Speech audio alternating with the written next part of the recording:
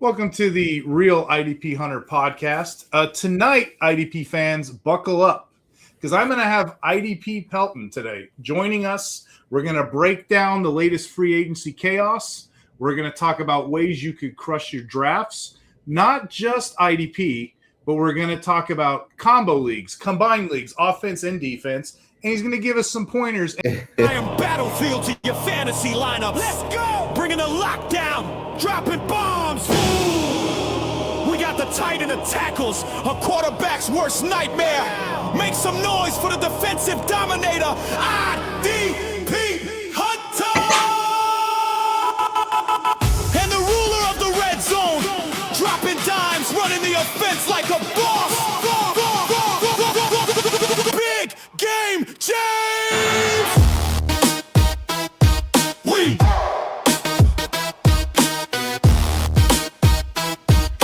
bring the heat! For those that don't know Michael, IDP Pelton, he does two great articles that I know of. He does the matchup-based article through the season. You also do the IDP Dynasty Rebuild or Reload, the Dynasty Roadmap, which I see everywhere. What got you interested in doing work like this? Yeah, writing is something that I've always done for quite a while. But getting into the fantasy aspect of it, honestly, my league mates is really what propelled me to do this. Just kind of seeing the windows that open throughout a dynasty season, in fantasy football, people taking advantage of it or not. And, being a commissioner, I like to keep leagues healthy. I like to keep them competitive. I don't want to find replacements and all that sort of stuff. So came out with a little bit of a roadmap I thought might be a good visual for people to, and, obviously the article too to go along with it. I love the visual. I love because, especially a roadmap, you look like fantasy teams. They're usually going one way or another. There's different directions. Your team may be selling picks. Your team may be acquiring picks. Your team may be in a rebuild or in a championship mode. That's why I love Dynasty. Dynasty, there's no wrong way to do it. Michael, all of your work, it's on the Sports Affiliation right now? Yeah, over at TSA, the Sports Affiliation. You can find myself and all the rest of the team there. Putting out articles, videos, all fantasy-related content, even getting into some NBA, it seems like, over there. So let me ask you this. Do you play a lot of Dynasty, or are you more of a redraft guy? Like, where's your favorite team? Yeah. No, I stay away from redraft. I have one home league with some friends and family members that are hesitant to get into Dynasty. But outside of that, I have a best ball league that I do every year. That's my way to try to get people into IDP, actually, without the commitment. But for me and my money, I like Dynasty. I like building a team. I like being in it for the long haul. Well, let me ask you this, because I like Dynasties too. What got you hooked into playing IDP football or IDP Dynasty? What got you hooked in the first place? It's actually an in-law of mine. He did it for quite some time before I did. I didn't even know that it was a type of fantasy football, but I've always been a defensive-oriented guy. Going back to Madden, I'm the guy that's controlling the safety, on defense. A lot of the guys are up front controlling that defensive lineman, but I like to the schemes behind the defense and all that sort of stuff. But yeah, he invited me in, and the rest is history. I mean, trading draft picks, building teams, looking for the future. I was getting into the ESPN app, which I haven't used since then, really, but figuring out trends and trying to find pieces that were looked overlooked and maybe not the obvious pickups, and trying to find snap counts. And hey, look at this guy. He's getting just as many points as the big name guy, and he's on waivers. What's going on with that? So just kind of got the wheels turning up there. You've been crushing it in these articles, like I said, all year. And it's kind of funny. I read something that you were talking about when you first started, right? You didn't have much of an audience, right? How many views did your first article get? It was under 10. We'll just say 10 just to make myself feel good. But so your mom, your grandma, your mom, grandma. I think my wife probably. But by the end of the year, you started getting momentum, and that's what things that I've seen. Like by the end of the year, you had some pretty solid views, right? We got up to over 1,000 views on just, That's week-to-week impressive. articles. I was texting the guys, every week we were breaking the records and kind of setting the bar and just going higher and higher and higher and trying to tweak how we get there and what we're putting out and trying to, read the tea leaves on what the people want to hear about. And you've been crushing those articles. For those that are just tuning in, those on Spotify, iHeartRadio, Apple Podcasts, welcome in. I'm on YouTube talking to Michael Pelton, otherwise known as IDP Pendant. IDP Pendant. I like how you do that, the pendant. It's a nice little thing. But the specific article that I really enjoy you do is the matchup based article. Yeah. When you'll do like the stop, the go, the green light, red light. Yeah. Walk me through your process. Like, what inspired you to do that? And as far as favorable matchups go, and a follow up to that is, what do you hope your audience gains when they read your work? Yeah. So like offensive side of the ball, right? All the information in the world is out there on independent matchups, right? I want to know who's better on independent matchups and matchup-based decisions out there. We hear that all the time in redraft, people setting their lineups. Well, obviously those same decisions have to be made when we're playing IDP, and you start to go look for the information, and it's nowhere to be found. Literally, on a lot of these apps, it'll show you like opponent rank, which is awesome to know. I mean, I'm sure that helps a lot of people make decisions. There is nothing for the IDP side. There is no opposition rank, and if it is, it's skewed in some way. So let's dive into it, and how do we make it digestible was the second part of that. Because if I just start putting a bunch of numbers out there, snap counts, all this and that, your average everyday player, which the IDP community is gaining a lot of right now, is going to get lost in the sauce. And then we hear people say things like, IDP is too complicated, and I can't do it. It's too much work. And, so I want to stay away from that. I come from a world of like sales, overcoming obstacles. And how do I overcome that obstacle? I'm going to make this digestible for the audience. I'm going to make it friendly, put a couple lighthearted jokes in there, but give you some real information that's going to help you win some money if, you put yourself in the right situation. Chess, not checkers, right? You want to play a game of strategy. You also want to teach people how to play, how to be better players, because then therefore we create better leagues. Hey, you know what I was thinking about, Michael, when you were talking? Where we kind of got to know each other through Discords, but we also got to know each other. We were on a project. Iggy had that community awards article. Remember that? You were part of the all panel. Yeah, well, I think it was you, Coach Craig. There's a couple others. Mace was on there. Mace was on there too. Yeah, I was with the panel. And see where everyone, how they viewed the season and takeaways they had. A lot of similar choices too, though. Yeah, IDP Pelton is an up-and-comer. He's got his hand in a little bit of everything. That's why I wanted to show the audience. He did 2 graphs for us for this show. One is the combined offense and defense. We'll get to a second. But also you did this masterpiece, free agency, team needs, and what everybody needs and what have you. So I just want to say thank you. But if you tune in to Michael, he's doing this stuff, the goodness of his heart. He's out there grinding. Where can the audience usually find you? On the Sports Affiliation? I know you're on the IDP football page. Where else have you been putting your work? I want to plug, our Discord for the Sports Affiliation. That's something that I built from the ground up. I wanted a spot for us to have community. And a spot for people to just come and ask questions, little things like, who should I start this week? Do you think this is a good trade? Who should I drop here? Who would you take with this pick? Just a spot for open communication. We have people in there willing to help. And they're, quite frankly, they're looking forward, to you coming in there and asking questions. But this graph here was just kind of going into, trying to give an idea of what a team needs, who they could get. The what if game is huge right now in our world, and who's going to sign who. And now that they have them, what's going to happen to this player. And just wanted to give a little bit of a visual here on what I think, and you can update this. I update this as the season goes on. I just did a couple nights ago. Guys like the teams like the Panthers getting Phillips and Devin Lloyd, you can see they no longer need a linebacker. So just trying to make sure that I stay aware, I guess, of what's out there. So on that note, I didn't want to do a whole entire podcast dedicated to IDP Free Agency because we'd be here forever and a day. And it's about to get outdated like spoiled milk because, they're signing people as we go. Yeah. I kind of made a list of like my top 12-ish. You tell me who you think was a spicy one, or maybe some one or two guys that you liked, or maybe there's people outside of this. But for me, free agency, if I was recapping somebody, Jalen Phillips, Carolina Panthers. Devin Lloyd of the Carolina Panthers are putting something together. Leo Chenal, Washington Commanders. Odafe Oweh, Washington Commanders. Bradley Chubb went to the Buffalo Bills. Trey Hendrickson went to the Baltimore Ravens. Max Crosby did not. How to get that in there? Quay Walker went to the Raiders. And Nakobe Dean followed him to the Raiders.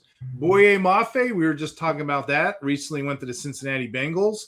Devin Bush went to the Bears. And then, just so people don't think I hate DBs, Nick Cross went to the Commanders.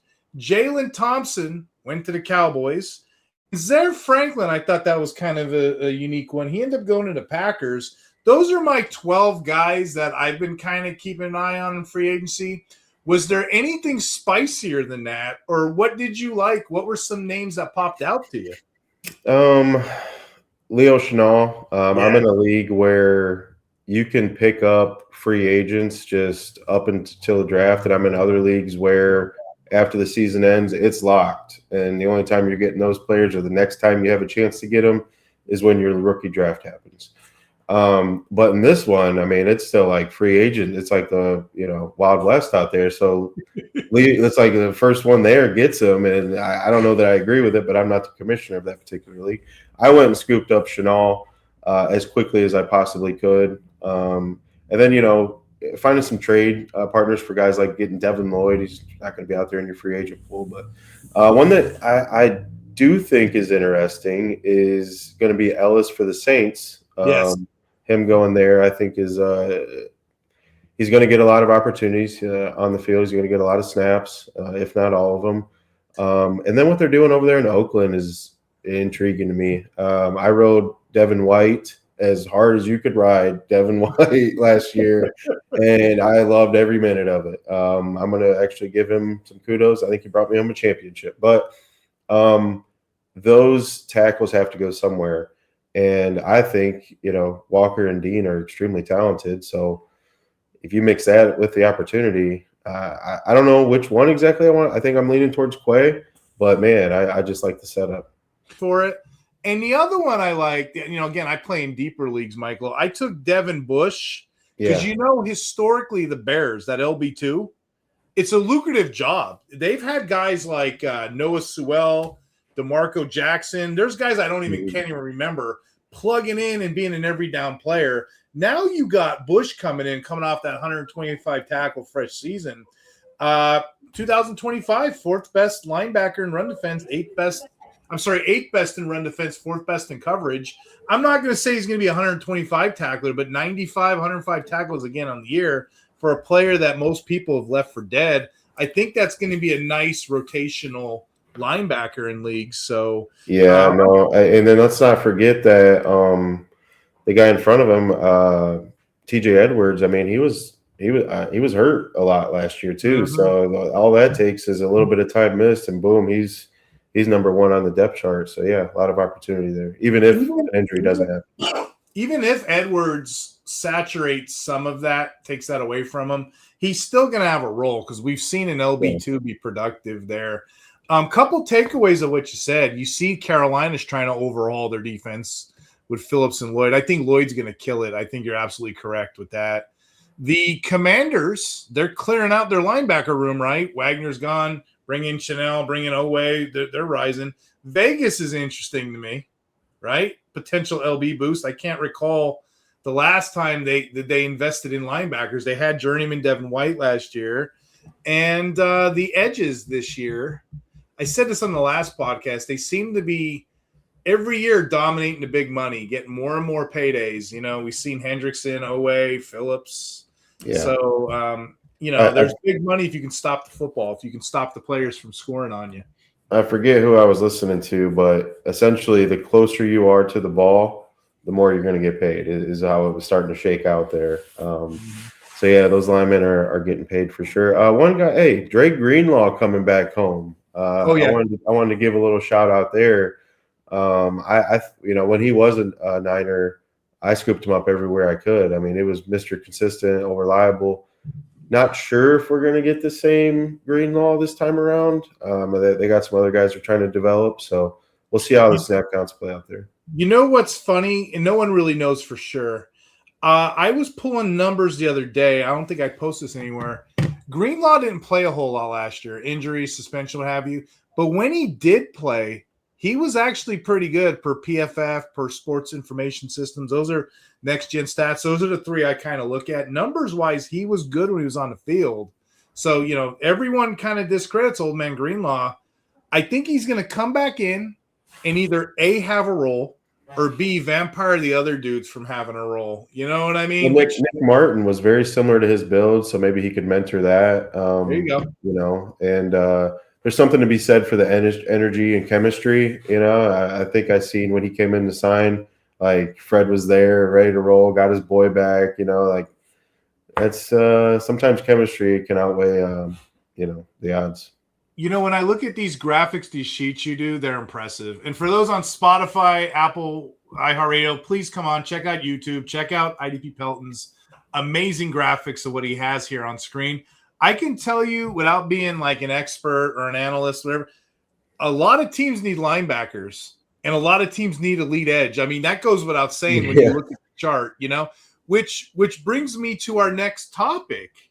This draft this year, the offense is suspect. It really is, right? The offense is suspect. The defense is pretty damn good. We have one of the best safety classes I've seen in a while. The cornerbacks, 5-star recruits. The linebackers, they're ready to go too. I really like that class. And the edge, say what you want, it's a really solid class. Defensive tackles too. Let's give them some love. Yeah. 2 years ago, we seen a lot of pass heavy, couldn't stop the run kind of guys. This year's class is the opposite. This year's class, it's a run-stopping crew with the occasional pass rush, Lee Hunter. You're going to see a lot of 3 techs, 1 tech, 0 tech, interior lineman, next level, get jobs. So we have a great defensive class coming. We have a suspect offensive class coming. So the question lines up, and that's probably the purpose of us doing this podcast. How early are you taking IDP this year? A lot of guys are like, well, I'm going to go first, second, third round. Well, do you do that when you have good offensive talent on the board? So I think what we did is we kind of collectively came together with a list and kind of like, this is how we're going to land on this. And this should be a good baseline for people that have startup or rookie startups coming up. Yeah, no, I have a theory I've kind of been joking with my league mates about, that this defensive class just has been thumping on these offensive guys all last season, and that's why we're seeing, not a whole lot of rookies shining, but offensive ones, that is. But no, this definitely paints a picture. This is why I made this. Folks that are in these IDP Dynasty leagues with offensive and IDP, I was looking, just trying to get an idea. I'm a consumer too, right? Mm-hmm. I was trying to find some mock draft, something of this nature. I know when you do a mock draft on Sleeper, it doesn't even put the IDP guys in it. So if anyone's listening out there, let's make that happen. So I wanted to give a visual on what to expect. Let's start giving these picks some value. The minute they start to get some value, we can start to negotiate with them. We can start to trade with them. You can maybe tie a name to it. I know we're still pre-draft, but all in all, you can kind of have an idea. And for what it's worth, I took some IDP experts rookie rankings, and I took some offensive experts rookie rankings, folks that are very well respected, and I just sort of made a conglomerate, right? Like I couldn't find anything quite like this with offensive and defensive mixed, and this community's growing. There's a need for this sort of stuff. So we did not 1, not 2, but 3 rounds here. And like I said, you came at me with this. I'm like, hey, we're going to put this on a podcast, tweak a couple players, and I'm going to read it to the audience. We're going to give them the taste of what IDP Pelton's out there doing. I don't think anyone has an issue with the 1.1. I don't think anybody out there is going to fight you about Jeremiah Love. I don't see a reason to really go that in depth. I mean, unless you want to. You want to talk to the guy, you could talk to the guy. But I'm going to tell you right now, it's a lighter running back class. There are some people that pop. But your boy here had 62 missed tackles in 2024 alone. Let me just say that it's gonna apply. He's gonna have relevance next level. I would say 1.1 Love all day long in every league, unless you're in some crazy scoring situation. I cannot see that not happening. Can I ask real quick here, Steve? Mm-hmm. So let's just say, so this is super flex, just to put that out there. Yep. You got the 101, okay? You got Cam Ward and Michael Penix was your quarterbacks. There's a reason that you had the 101, right? Yep. And your running backs, let's say, are Brees, James Cook. Maybe you have a couple more dart throws out there that are producing. Is there any part of you that would think about Mendoza over Love if your running backs were taken care of? So you haven't drafted with me yet. So I'm going to tell you what I do. Best player available is Love. I don't care if my team is Swiss cheese. I got holes in everything. I'm taking the best player, and I will dangle that like a little carrot. You know that IDP draft everybody's talking about? I've made 8 trades. There's been 11 in an entire league. I'm a trading phenom, and you can get value and I can get value, but I won't, especially with the quarterback draft class as it is. I know that would be the conversation. Do I want Mendoza? Do I want this guy? I'm going to take the top talent regardless, and I'll trade back, trade down, what have you, but I'm not going to lose value. Just think of it like this. If we're drafting and you're getting $1 each turn, I'm getting a nickel. I'm losing money each time going around. So, no, I'm not going to change that pick. I like the argument. I like the point, but I'm not changing it. I'm going to throw one back at you, though. When we get to 1.2, everybody has this different. Everybody. Carnell Tate, Lemon, Jordan Tyson. Everybody has it different. And that one there I'm not as strong on. It's one of those guys. Why do you have it? You have it Tate, Lemon, Tyson. Why do you have it that way? Is there a particular interest you have, or just out of curiosity? The injury, I'll start with Tyson. Okay. That was kind of Tate seems to be the consensus. That's a strong word. But I haven't seen many mocks with Tate over the other two. Or I'm sorry, with the other two over Tate. And then Lemon, a lot of people had is just the outright number 1 wide receiver in this class. And we're seeing a lot of success with guys like that. Look what Alec Pierce just did. So that slot receiver is to be desired. I think you get a lot of use with that. And right out the gate too, if I'm picking at 104, okay, if it boils down to an injury and somebody contributing right now, right away, give me the guy who's got a chance to do that. So there's a couple different arguments, and I'm not gonna bust anybody out. One guy would be like, well, I want this guy, but he's a head case, or I want this guy, he's too slow at the combine, or I want this guy, but he's injured. Like everybody has it kind of different, but you're right. If you're looking at the consensus, most people have Tate there. So Tate, Lemon, Tyson, it just feels right. Now you're 1.6. When we get to your 1.6, I don't know if this is spicy. I feel like everybody's coming around to it. Who's your 1.6?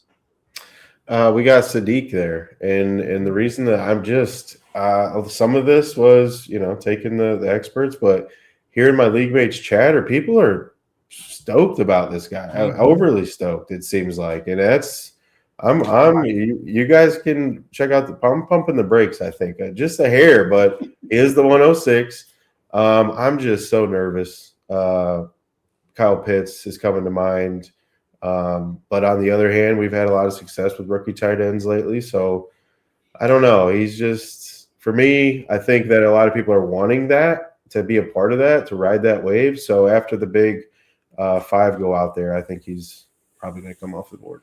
I think you're right. And ain't that the truth? Like when I first started playing like fantasy football, it was usually that 3 to 5 year rule. You have to wait a while to develop tight end. Yeah. We're seeing every draft class guys just shattering all expectations, Look at the last couple.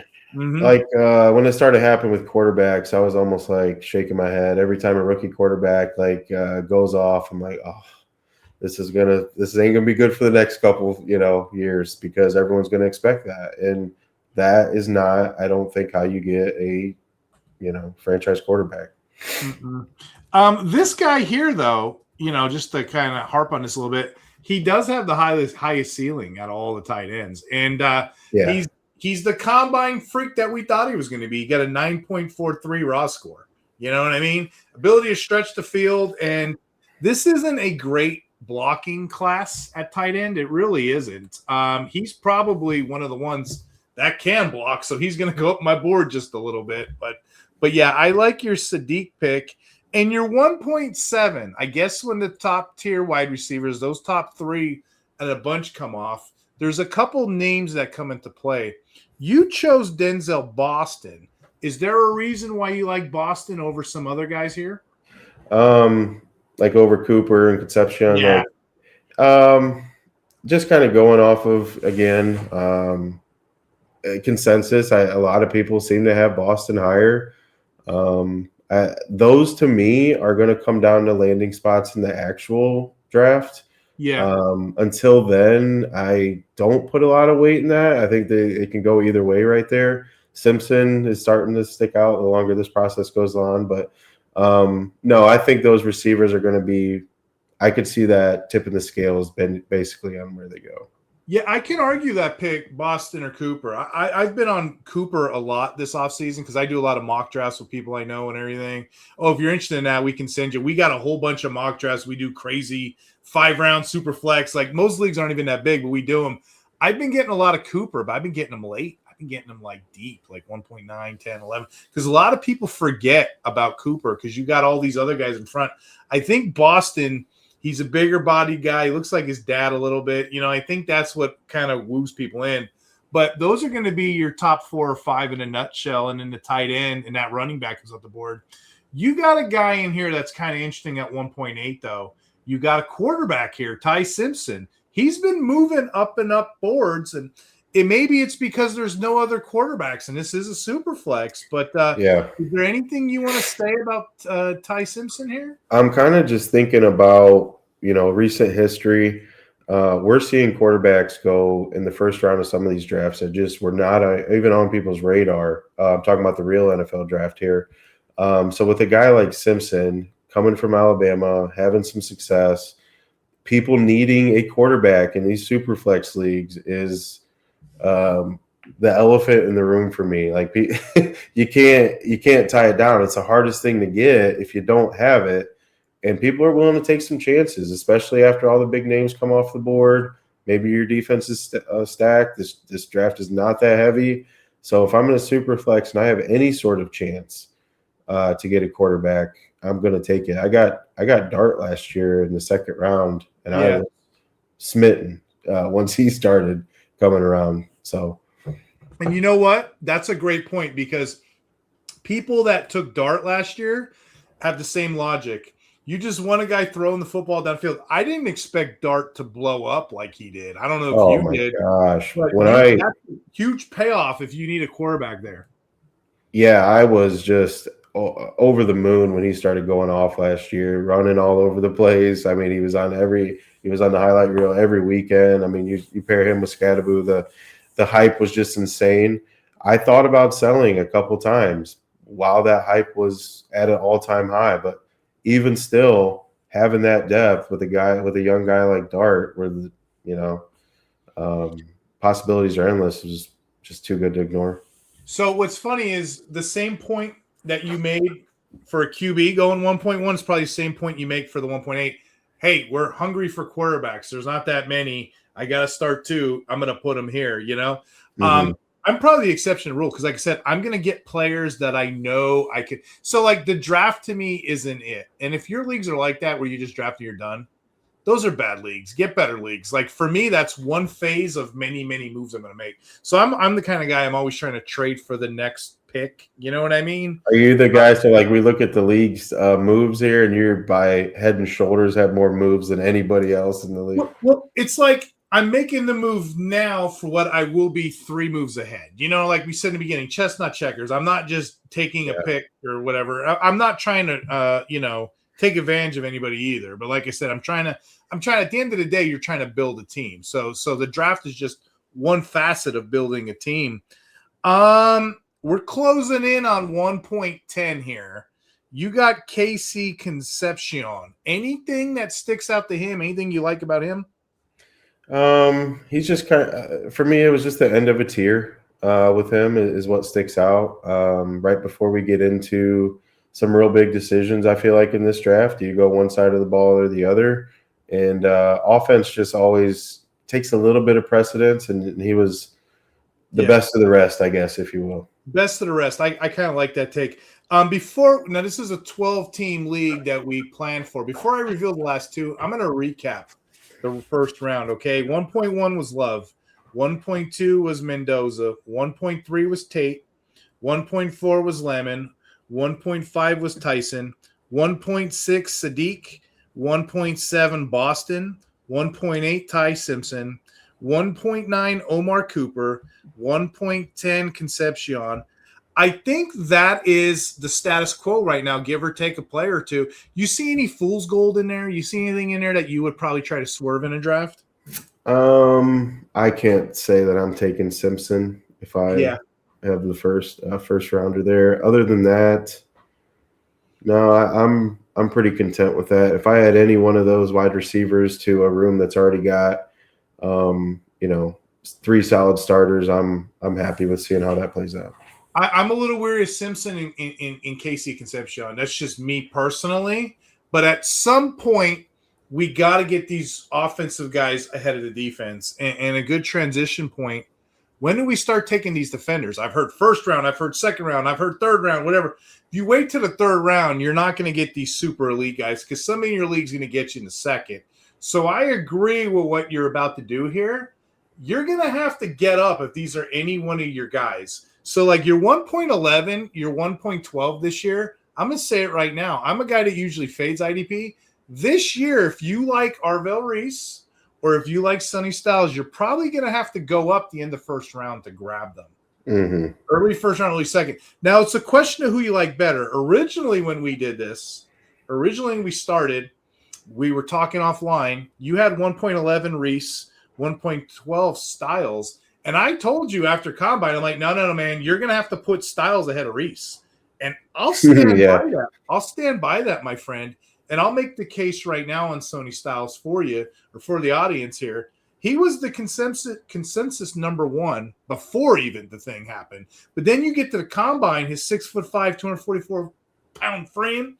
He ran a 4.4640. That was tied on the day for the fastest. Not just the 40 time. I look at things like the vertigo, the splits, stuff like that. 1.56 10-yard split. That was a record-breaking weekend. 43.5-inch vertigo. That was the best any linebacker has done since 2003. And his broad jump wasn't that bad either, 135. He had a near-perfect Rossi score, 9.9. And we were already on this guy before any of this. So he just profiles as the overall best thing in the draft, the overall best linebacker coming out. And his college tape is great. He has an under 10% missed tackle rate. That puts him in rare air. He's 95% at his position when it comes to missed tackles and run coverage above an 80. Here's a fun fact for you. I wrote this somewhere on a show, IDP Pelton. For anybody with a run coverage grade over an 80, because he's a converted safety, is really good. Anybody who has a 10% missed tackle rate, pretty damn good. That's a good standard, right? That category, there's only 3 or 4 players in the NFL that have that 80% coverage grade, 10% missed tackle rate. The names are Fred Warner, Blake Cashman, Peyton Wilson, and now you can add Sony Styles to that list. So, yeah, if you want this guy, you want RoboCop, the next best thing, you're going to have to go up super early to get him. Go get your Wilson shares now too. Also, I love that. You just sold me on Styles. I think because bring him up now because think about these tackle heavy leagues. I don't know. You playing a lot of 1, 2, 3 leagues? 1. Okay, so 1, 2, 3 scoring tackle heavy. A lot of us are tackle hogs. The linebackers are gonna go ahead of some of these edges because your teams are probably set. But like I said, if you take Reese or Styles, I got you. You're just building a different way. But I have friends of mine that are going after Styles hardcore. They're wanting that guy. Well, I know I'm wearing Niner stuff here, but I am from Ohio, okay? And we have a lot of OSU fans here. And I don't know about you, but sometimes the homerism, it takes over. And people want their OSU. I might see these guys go higher here in Ohio. I might need to get some reporting on that. But no, I think you got it just right. I also think that this is going to start a bit of a slide, a bit of a trend, which is kind of taking you right into the next 2 picks. I don't know if you want to get started on the second round, but Reese, though. Reese is another one, though. You can argue. Arvell Reese, 4.46, 241 pounds. That's a baller. If you're in a sleeper league, you need a DLLB, you can go ahead and put him in, too. But, yeah, we can get started on the second round if you want. But, Sony Styles at 1.11. Arvell Reese, 1.12. You're super happy in an IDP league to land those guys to add to your roster. They're going to be plug and plays, but I want to make sure that the landing spot fits, right? Like we've seen some nightmare landing spots here recently. Yeah, so that's why it's so hard to do these shows in advance. So like I said, you're putting in the time right now. Let me tell you, getting into the second round. I'll let you take it from there. But I was going to ask you, your 2.1. I agree with you. Like a lot of people, when the Reese and the Styles go off the board, they're like, "What about Ruben Bain?" Well, hold on now. I kind of want David Bailey, especially after this combine he just did. 1.62 solid splits, 35-inch vertigo. He's a well-rounded athlete. And the only knock on him, people say, well, his run tackle ability, that was early on in his career. If you watch the championship game against Indiana, he was the best tackler on the field. I don't need to wow this pick. 74 pressures last year, 23.7% pressure rate. Led the nation, tied 14.5 sacks with Nadeem Tucker. That's your dude. If you're going to see if you're going to see an early NFL run on edge, you're probably going to see it in IDP too, because these are premium positions that you're going to need to take. So I can see Bailey coming off the board at 2.1, followed right behind Ruben Bain. Yeah, no, the slides are going to be there all day long. You gotta be aware of them. You want to make sure you stay ahead of them if you can. I feel like, but Bain's going to follow Bailey. I feel like 9 times out of 10, people are just going to see that, think that they got to get theirs too. Bain's getting knocked a little bit because he is. Arms. I'm so sick of hearing that because that's not his game. What his game is bull rushing people. He's got that 30.3% pass rush win rate. And that's what I like to look at when I'm doing like podcasts or analytics.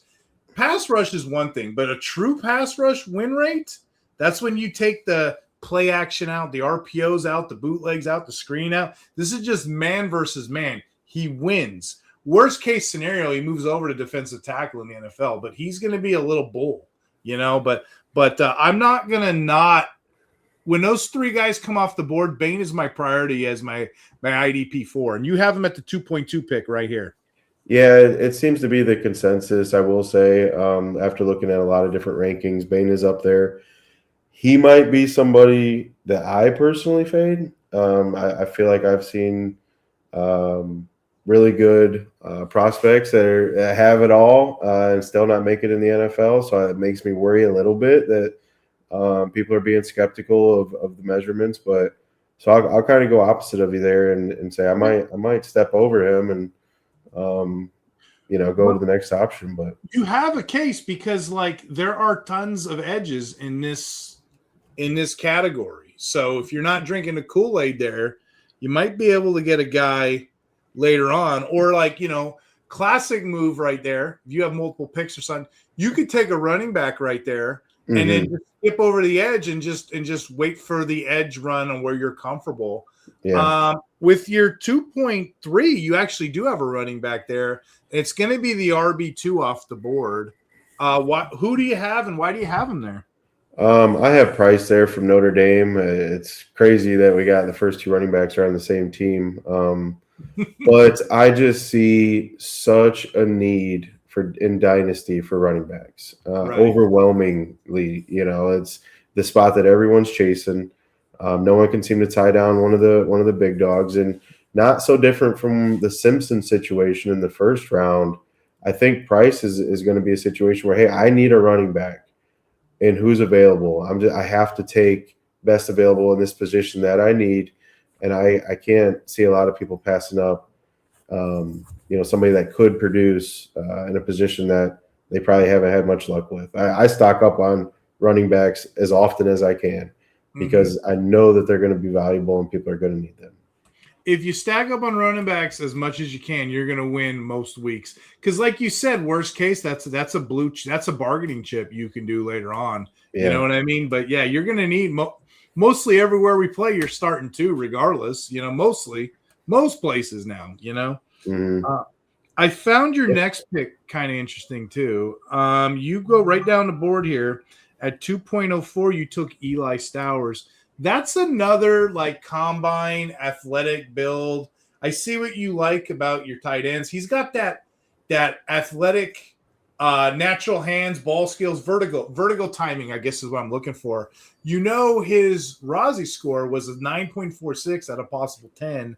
So he's one of those elusive tight ends that you can get. And that's your tight end too. And we're mid-second right now. So that's good value. Hey, Vernon Davis. That's where I cut my teeth at on the tight end position. So I like an athletic tight end. Most of these PPRs leagues that we're doing, it goes such a long way, especially if we haven't really got into this, but tight end premium. Again, I've seen people reach last year on some crazy tight ends because it was a tight end premium league. So I think we're going to see some more of that here. Now you're 2.5. We're going back to the IDP. Well, we already hit edge. We already hit linebacker. Are you going to uncork the safety position? Are you going to go defensive tackle? What are you going to do here, my friend? I have already gotten some flack on this I told you I'm from Ohio. Okay. I have some. They're telling me he's not making it out of our first round in our league, but we're going Caleb Downs for Ohio State. Nice. I've heard nothing but good reviews on him. Obviously, watching all the OSU games here, everybody knows Downs. I might be surprised if he lasts this long. This is more of a me thing, I think, than anything else, just because I will be the first one to sort of fade defensive backs and go dig for them in free agency and see what I can find there for some opportunity and trade away the big dogs like Kyle Hamilton and All-American nod, consensus Big Ten, Adam Woodson, Defensive Back of the Year. He's got it all. I usually fade DB too, but I mean, this guy's kind of predicted to be like a top 6 NFL pick. Mm-hmm. I don't think I can leave a blue chip player on the board. One thing I'll say, he plays for Nick Saban, they win a championship. Saban retires, he goes to Ohio, they win a championship. He's a locker room guy. He's going to be like that Earl Thomas type on his team. And what do you have? 68 tackles last year, 45 solo. I like that. Elite PFF marks, 87 coverage grade, 83 run defense grade, 83.9 overall. He can do it all. So he's going to be heavily involved in every single snap. It's a great defensive back class, though. So if you didn't want to spend the pick here, you could probably wait and go back. Any hesitance, any thoughts, or Downs is your guy here? If I'm sitting here at 205, Downs is looking at me. I feel like I would take him, but there is another guy we're going to talk about here in a minute that I probably would take over him. I got to be honest. Yeah, it's so fun because this is speculative because a landing spot can ruin all this. Like, for example, your next guy, we're at 2.6. This is your RB3 coming off the board. Really good, thick build. Good ball security. Jonah Coleman at 5'8", 220 pounds. How close is he to the other guys you have on this board? He's really good yards after contact. That's one thing I learned watching film with him. But is the 2.6, is that a solid one for you? No, that's going to be team need right there. Okay. Again, I really I was really kind of thinking starting to slide, right, when you take Price at 203, but there's just nothing to grab onto there, like there's not a whole lot of options for running backs, and I think he kind of just fit the bill. Him and Mr. Washington we're going to talk about in a second, but it was one of the two right there. Yeah, you can argue like RB2 to RB4, RB1 step, RB2 to RB4. Yeah. It can go in any order, and I've seen that too a couple times. I was going to ask you when we got there. I guess we need to get there, and I'm excited for your next couple.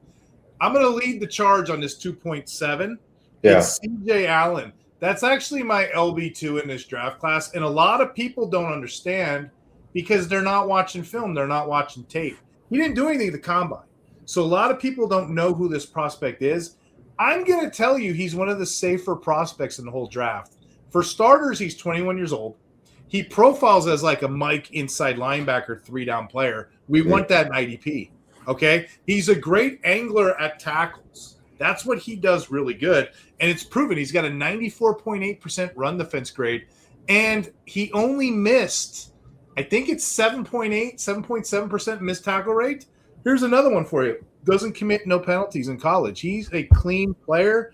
Add a couple splash plays to his resume. I think he had like 6 sacks, 6 interceptions, a couple fumbles. He's going to be a surefire threat in the next level, and he's a cheaper IDP prospect for those chasing Sony Styles, the Baines, the Baileys, the Downs. This guy's going to be there, and I'm kind of thinking about now maybe trading up just a little bit because I got I don't have any first rounders, or I have later ones, as you can see the way I play, but I'm like, maybe if I can get around like an IDP league, 6-7, maybe I can land on this guy, but he's one of my targets because everybody's chasing the Rodriguez's, everybody's chasing the Reese, we forget about this guy because he wasn't at the combine. Any thoughts there?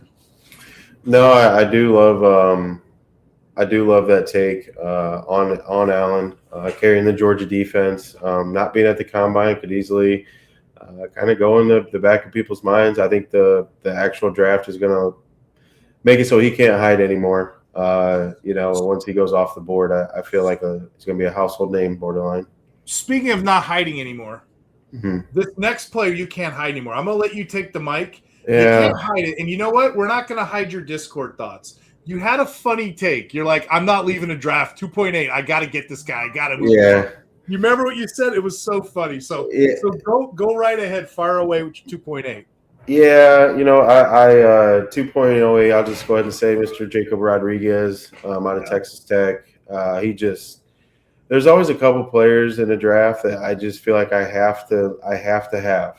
And after reading about him and watching some film and seeing some different experts take on him, like Paul Posluszny, he kind of comes to mind. That's a good one. Yeah, that just seems like the type of player you're going to get with him. And with IDP, I want Mr. Consistency. I want reliable. I want snap counts. I want good tackle rates. I want all that. And I think Rodriguez is a great pick here at 208. I couldn't blame, drafters if they went with Allen and Rodriguez after Bain there at 202 and just kept that defensive slide going. But Rodriguez, anyone in my league, plug your ears, but that's my flag plant of this draft. I got to see him down at Senior Bowl. I got to talk to him in the locker room. Oh, that's awesome. Yeah, because he was one of the most polarizing ones at the time for me because I didn't know how to call it. One thing about his tape and what he stands out, he knows how to get fumbles. He got 13 fumbles in college and 7 in 2023. So he got that peanut puncher, hitting the ball out really well. But a lot of people that don't like this guy or they push back on him, they're like, well, that was against weak teams, weak conference, what have you, right? Lower level teams. Okay, well, I seen him in person at practices, okay? I think day 3, he had a fumble he got, first play of the game, fumble later on in the game, and then he ended practice with an interception. This guy's playing against elite competition. He's a hot name right now after the Senior Bowl. He's a hot name after the Combine. He's going crazy in drafts right now. So to your point, you're going to have to go up super early. You got him at 2.8. You might have to go a little higher than tackle leagues just to make sure you're there to land. My 207's not going to be good enough. You don't, golly. So the conversation is, I like CJ Allen. Like, again, a lot of devy guys, a lot of college guys are going to favor, well, you'll see it in these drafts, the AJ Halsey types over like the combine phenoms or the they're going to favor, everybody's going to have their own players. But he's a hot name right now just because of the buzzword. I can see him going as an LB2 or 3. You know what I mean? So you're going to have to get there to get him is the point I'm trying to make. But he's going to be in that linebacker run. CJ Allen, Jacob Rodriguez, and our next guy, Jake Galladay, they're going to be in the same kind of tier run. It's going to be dealer's choice on how you guys evaluate them. I think you're right, though. I think Jacob Galladay is the lesser of that tier. I think he'll go around 2.9, like you said. This is a player I was trying to keep an eye on, too. His coverage grades check out 77.5%, and he's got a great run grades at 80, and he's phenomenal in coverage, which run grades 90.6. His coverage is still phenomenal at 80. Here's what's weird about him. He's a developmental player, a 0-star recruit coming out of college. He started off as a pass rusher, and they're like, well, let me move you to linebacker and see if you can go. And that's when he thrived. He's up there with the elite. Out of his game, I told you his run grades. I told you his coverage grades. Out of his whole game, his probably worst ability is his pass rush. And that's where they kept him in school all these years. It's so funny. Like, okay, this isn't working out. Let me move you over. And that's when he shined like Cinderella at the ball. You know what I mean? So he's a developmental player in the making. I have him as my LB4. Some people have his LB5. I think right there, when you see the Allens, the Rodriguez's, I think right there is where you're going to have to pull the trigger on Galladay. He has all the intangibles, the size, 6 foot 4 inches, 235 pounds. There's a lot of intangibles around this guy next level, and I kind of want him. I'm interested in him as a prospect. Yeah, I know I keep preaching landing spots, but hey, look at Ohio here. Can I just shout that out real quick? Look at this board with Ohio State. We got Cincinnati here, but I don't want him to get caught behind somebody, and be in a rotation like our guy Dolak or something like that, and not get any time to shine. So hope he gets a good landing spot. Right. Now we're at the 2.10. Are you going to keep batting away at the IDP, or are you going to go back to offense? What you want to do here? I'm going to go back to offense. Mike Washington Jr. Over there at Arkansas. Get another running back off the board. You're not going to have many more chances, I don't think, in the next couple rounds to get one.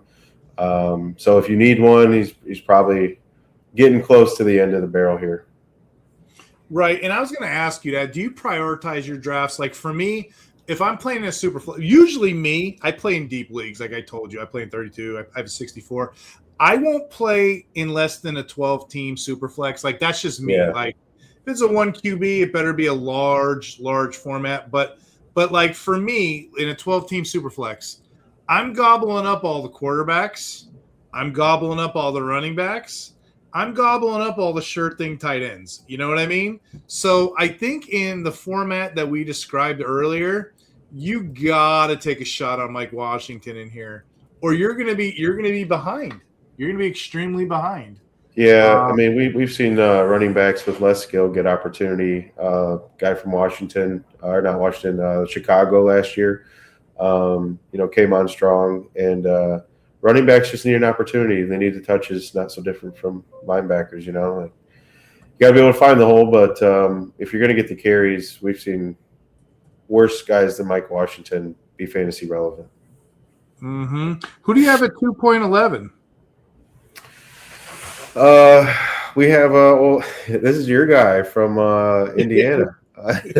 You went with Cooper before. You liked him, and we're sticking here strong with Elijah from Indiana. And you know what I like about him though? What stands out is his contested catch rate. Yes. 59.3. That's where That's where you're going to get, and that pays off the toughness in traffic, the ball, the tracking down.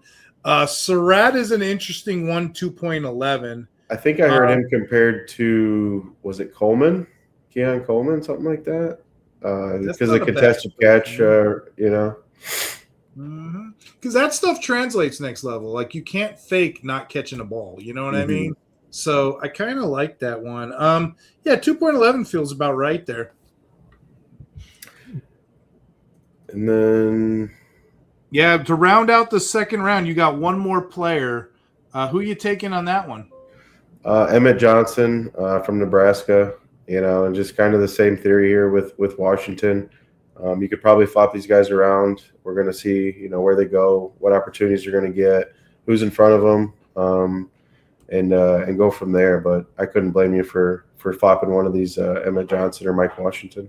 I have a friend of mine, pretty well established at Fantasy Pros, what have you. He got Emmett Johnson as his 2. I'm like, wow, that's pretty spicy. Jeez. But I can argue to 2 to 3 to 4. I can argue all of those guys once Love's off the board. Let's do a quick recap, and we'll do this final round here. We went 3 rounds. This is crazy. But all right, so 2.1, David Bailey. 2.2, Ruben Baines. 2.3, Price. 2.4, Stowers. 2.5, Downs. 2.6, Jonah Coleman. 2.7, C.J. Allen. 2.8, Jacob Rodriguez. 2.9, Jake Galladay. 2.10, Mike Washington Jr. 2.11, Elijah Surratt. 2.12, Emmett Johnson. Is there anybody in here? I'll ask you the same question I asked you first round. Is there anybody in here you think is maybe fool's gold or maybe too high consensus-wise? I know this is your rankings, but, you have to – sometimes you have to just put people in there because that's where they go. But is there anybody in there you're like, nah, I'm not touching that? I don't think I'm loving Coleman at 206. Okay. I know you said you don't feel great about Bain either. Like, you wouldn't – Yeah, Bain. Me one bit. Bain and Coleman are the ones you're worried about? Bain and Coleman are the ones I'm worried about.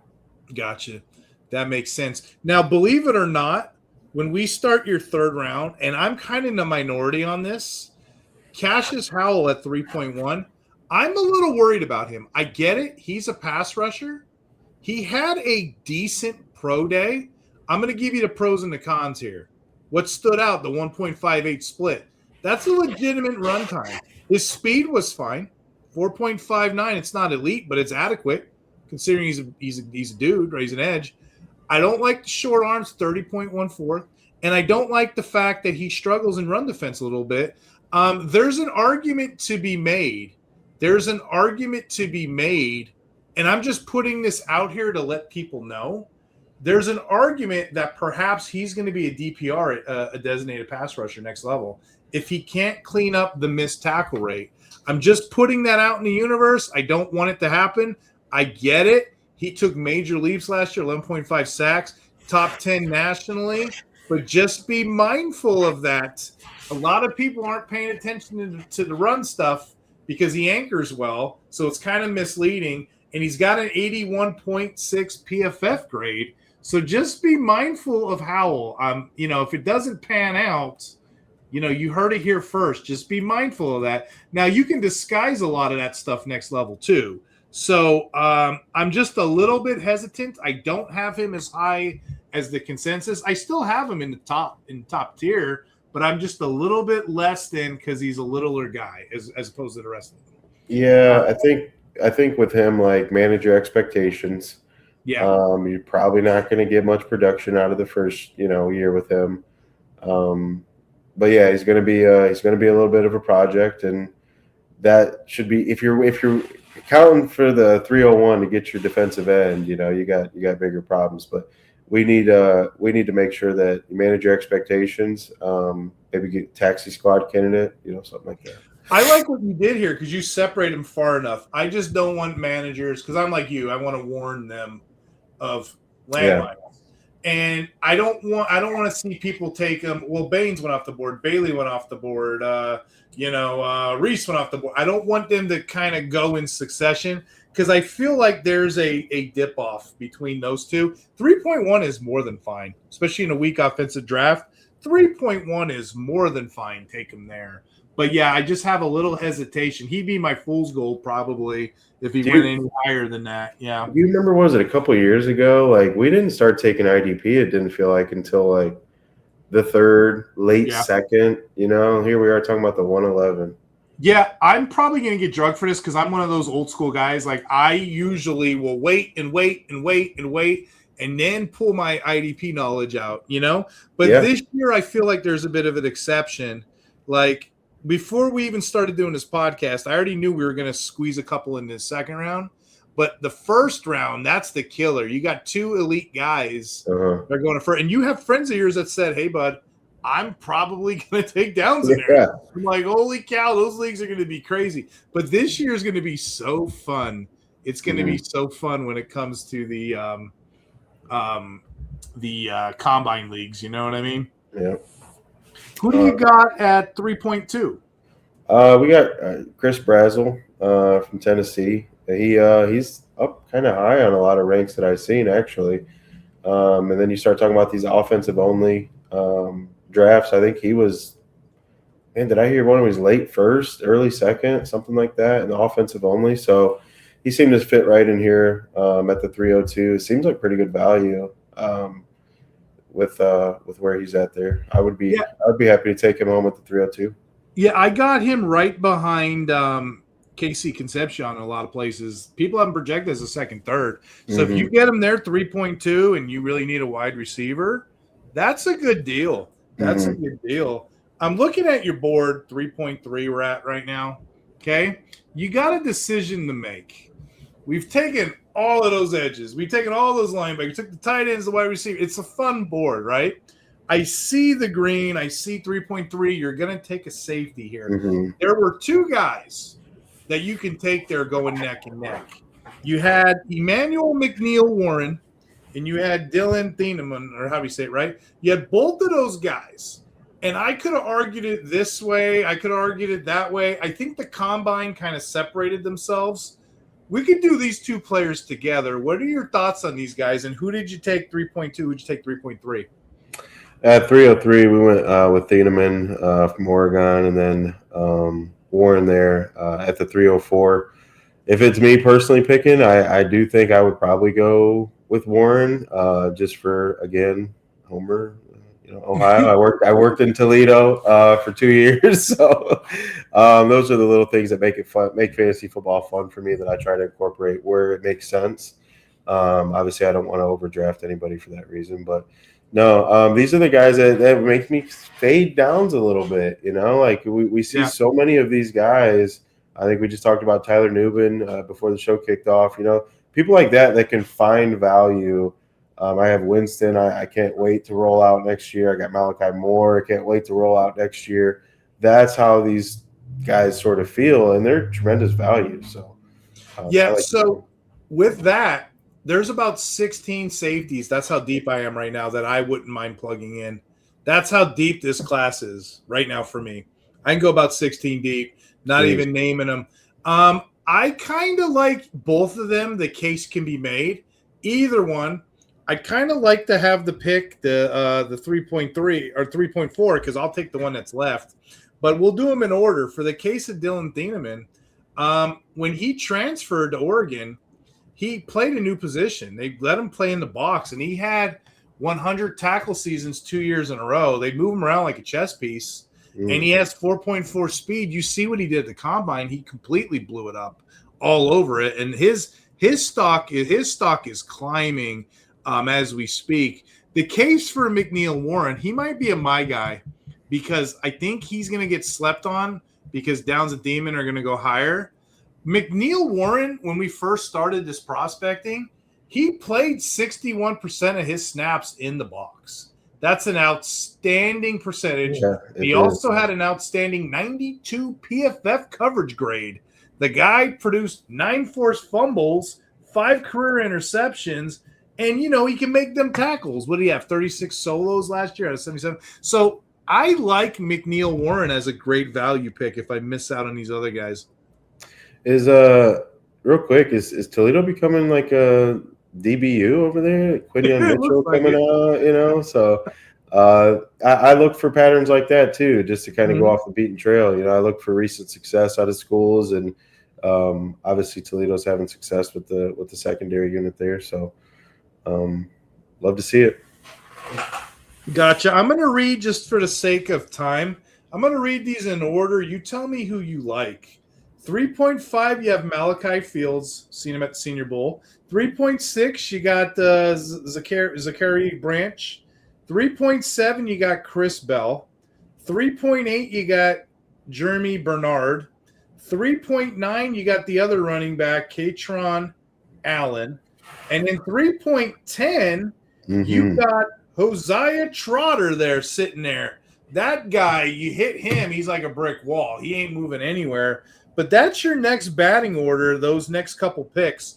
Who do you like in there? Why do you like him? Any comments between those picks? Yeah, I think I'm liking me some mid-third round action. I want to buy some stock up, I think. I like a lot right there. I like Fields. I like Branch. I like Bell. It just really goes to show how deep this wide receiver class is. I really like Bell. He was somebody that I was kind of targeting in my drafts. And then Trotter. Last year, I think we all wanted it to be the case with his brother, or the year before. I can't remember when he came out, but yeah, right. I think it was 2 years. Yeah, he was the tinier one, so I think people are kind of biased. Well, yeah, no, but you could feel it. You could feel that people, that name recognition means something. People, that resonates, and people wanted the younger brother, the smaller one, to be the guy. I seen him go pretty high in some drafts. So the fact that this is supposed to be the better one, I probably wouldn't be surprised if he went higher than 310, actually. Gotcha. So I'm going to do these next two picks together. You got 3.11 Kyle Lewis, 3.12 Keyshawn Elliott, both linebackers. I love these picks. When the case for Kyle Lewis at your 3.11, he's got really good coverage grades. He's got really good 72.3 tackling, 75.3 pass rush, 70.2 overall. Translation, he can do many different things on the field for your team at any given time. That's the guy I want. The combine pushed him up. He may be another one that we might have to push up a little bit earlier. He was already my LB8 before the whole thing started, but then the combine happened. He had a strong day, 4.53 and a 40. Only Styles, Hill, and Orr had a better time. 1.58 splits, second only behind Sonny Styles in his historic day, right? 129 broad, elite height and weight. He helped solidify himself. A good, I'm going to say round 3, late day 2 expectations on him. So I kind of like that player. And another one that jumped out, your 3.12 was Elliott. Elliott had a strong day too. Elliott's one of those guys that people are going to sleep on when it comes to your real drafts, your real thing, because they're probably not going to know the player, the profile, as well as you and I do. The case for Elliott's pretty easy. He makes tackles, and when he makes tackles, they're pretty good. The tackle for loss is his game. You can see him as a dual threat run defender, 79.3% run grade, a threat in the passing game, 80.3 coverage grade. He's got a legitimate chance to be a cheap green dot. He's a 3-down player, and he had 98 tackles, 54 being solo. And it's not how he makes those tackles. It's not the tackles. It's how he makes them, rather. He had 26 stops, behind the line of scrimmage within them 3 yards. So, 54 solos and 26 of them being stops. He makes for elite quality tackle play in leagues. And that's a player that I want to get on my leagues. And like I said, I don't have many firsts. Probably have a couple thirds and stuff. So I'm hoping to get one of those last 2 guys, personally. Mm-hmm. Sounds like we play very similar, but no, I love the readout on Lewis and Elliott. Kind of gives me something to look forward to at the end of third, because I have a ton of them, a ton of third rounds. It's like the stepchild nobody wants, the third rounders. So.